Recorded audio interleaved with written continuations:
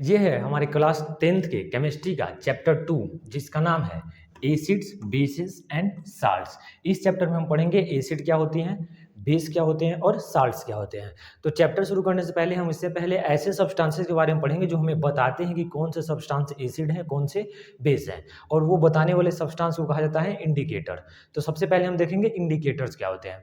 तो इंडिकेटर क्या होता है? इंडिकेटर ऐसे सब्सटेंस होते हैं जो खुद में चेंज लाकर किसी दूसरे सब्सटेंस के एसिडिक या बेसिक होने के बारे में जानकारी देते हैं। जैसे कि अगर हम बात करें एग्जांपल इसका लिटमस सॉल्यूशन, तो लिटमस सॉल्यूशन क्या है? जब ये किसी दूसरे सब्सटेंस के कांटेक्ट में आएगा तो ये खुद में चेंज लाकर बताएगा कि वो सामने वाला सब्सटेंस जो है दूसरा वो एसिडिक है या बेसिक है, तो उसे ही इंडिकेटर कहा जाता है। तो इंडिकेटर क्या होते हैं? इंडिकेटर ऐसे सब्सटेंस होते हैं जो खुद के कलर या स्मेल में चेंज लाकर बताते हैं कि दूसरा सब्सटेंस जो है एसिडिक है या बेसिक है। यानी कि इंडिकेटर कहने का मतलब है कि ये ऐसे सब्सटेंस हो गए जो दूसरे सब्सटेंस के बारे में बताएंगे और ये खुद में चेंज लाएंगे जिससे पता चलेगा कि सामने वाला सब्सटेंस जो है एसिड है या बेस है। तो ये जो इंडिकेटर है मेनली 2 टाइप के होते हैं, एक नेचुरल इंडिकेटर, एक सिंथेटिक इंडिकेटर। नेचुरल इंडिकेटर कहने का मतलब है जो नेचर में बना हुआ है, और सिंथेटिक कहने का मतलब है कि जो हम बनाए, मतलब ह्यूमन बनाया है। नेचुरल इंडिकेटर का एग्जांपल है तो टर्मरिक, लिटमस, ये जो लाइकेन के प्लांट से बनता है। उसके बाद सिंथेटिक इंडिकेटर जो कि मिथाइल ऑरेंज है और फिनोल्फ्थलीन है। तो ये जो होते हैं एक नेचुरल इंडिकेटर और एक सिंथेटिक इंडिकेटर। इसके बाद आता है एक ओलाफैक्टरी इंडिकेटर, जो क्या होता है? ऐसे सब्सटेंस होते हैं जो अपने स्मेल में चेंज लाकर दूसरे सब्सटेंस के बारे में जानकारी देते हैं। ये एक हो गए जो कि कलर में अपने चेंज लगाएंगे, और ये जो होता है ये अपने स्मेल में चेंज लाएगा। नेक्स्ट देखते हैं।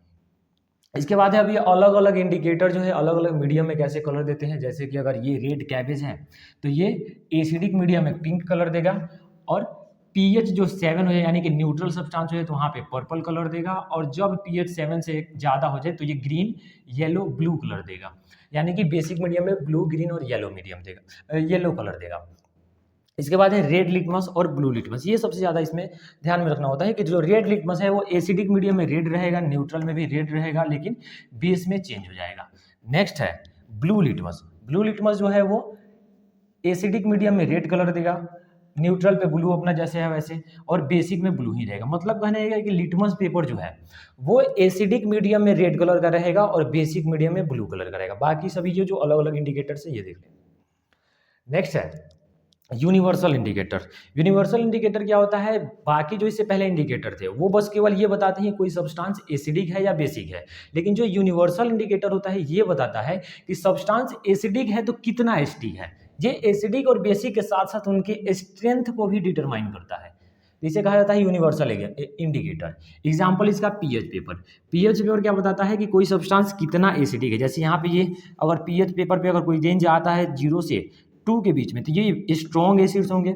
अगर पीएच वैल्यू किसी सब्सटेंस की 3 से लेकर 6 तक आती है तो ये वीक एसिड होंगे। 7 आता है तो सब्सटेंस न्यूट्रल होगा, और अगर यहाँ 8 से लेकर वैल्यू 11 तक आती है तो ये वीक बेस होंगे, और अगर ये 12 से 14 तक वैल्यू देता है तो ये स्ट्रॉन्ग बेस होता है। ये एक्चुअल में ये पीएच पेपर होता क्या है, पीएच स्केल होता क्या है? तो ये मेजर करता है पोटेंशियल ऑफ हाइड्रोजन आयन। ये हाइड्रोजन आयन की पोटेंशियल को मेजर करता है और उसके इनवर्स में वैल्यू देता है। मतलब कहने का है कि अगर हाइड्रोजन आयन की पोटेंशियल ज़्यादा, तो हाइड्रोजन आयन की पोटेंशियल ज़्यादा तो ये वैल्यू पीएच की कम देगा, यानी कि पीएच वैल्यू कम होगी। जितने ही पीएच पोटेंशियल हाइड्रोजन आयन की ज़्यादा होते जाएगी वैल्यू उतनी ही कम होगा, और हाइड्रोजन आयन की पोटेंशियल जितनी कम होगी वैल्यू उतना ही ज़्यादा आएगा। पीएच स्केल यही होता है। अब ये पीएच स्केल बनाया कैसे जाता है? तो ये डिफरेंट टाइप के इंडिकेटर को मिक्स करके एक इंडिकेटर बनाया जाता है, और ये है ना ये अलग अलग एसिडिक या बेसिक मीडियम साथ में अलग अलग कलर देता है। अगर ये रेड कलर दिया तो इसका मतलब ये पीएच वैल्यू 0 शो कर रहा है। अगर ये ऑरेंज कलर दिया तो इसका मतलब पीएच वैल्यू 1 शो कर रहा है। अगर इसी के साथ में ये पीएच वैल्यू, अगर कलर ये ग्रीन दिया तो इसका मतलब क्या है कि ये न्यूट्रल सब्सटेंस को बता रहा है। अगर ये ब्लू, ऐसे ऐसे कलर जो चेंज होगा वो स्पेसिफिक एक नंबर को इंडिकेट करता है, और जो कलर होगा वही पीएच वैल्यू का, पीएच का वैल्यू होता है। नेक्स्ट है पीएच इन डेली लाइफ। हमारे डेली लाइफ में पीएच का क्या इंपॉर्टेंस है? तो पहला क्या है, our body work within the pH range of 7.0 to 7.8। हमारी बॉडी का पीएच रेंज जो इतना रहता है तभी हमारी बॉडी प्रॉपर्ली फंक्शन कर पाती है। नेक्स्ट है acid rain has pH of 5.6। तो सबसे पहले ये एसिड रेन क्या होता है? तो एसिड रेन क्या है, जो हमारे जितने भी फॉसिल फ्यूल बर्न होते हैं तो बर्न होने के बाद उनसे निकलने वाली जो नाइट्रोजन ऑक्साइड गैस होती है और साथ में सल्फर डाइऑक्साइड गैस होती है।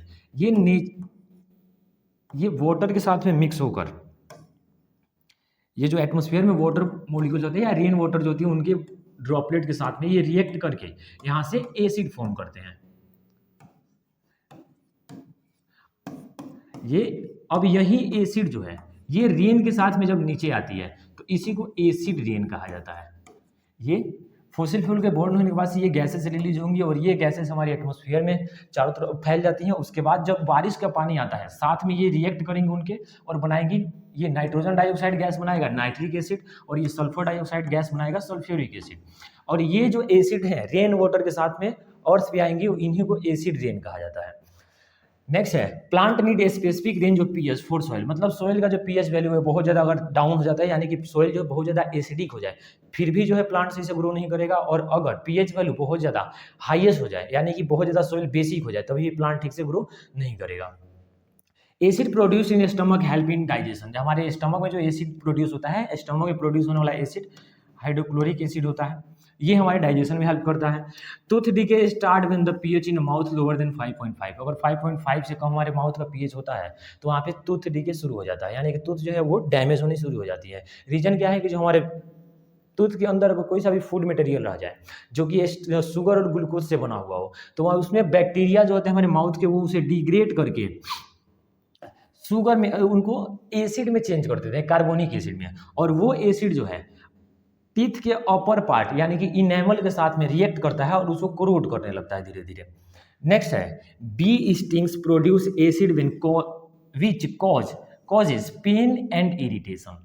बी स्टिंग जो होता है मधुमक्खी का जो डंक होता है वो भी हमारी बॉडी के अंदर एसिड इंजेक्ट करता है जिसकी वजह से दर्द वगैरह होने लगता है। तो अगर वो एसिड इंजेक्ट कर दे तो वहाँ पे हम क्या है बेकिंग सोडा वगैरह लगाएंगे जो कि नेचर से बेस होता है और जो कि उसके एसिडिक इफेक्ट को न्यूट्रल करेगा।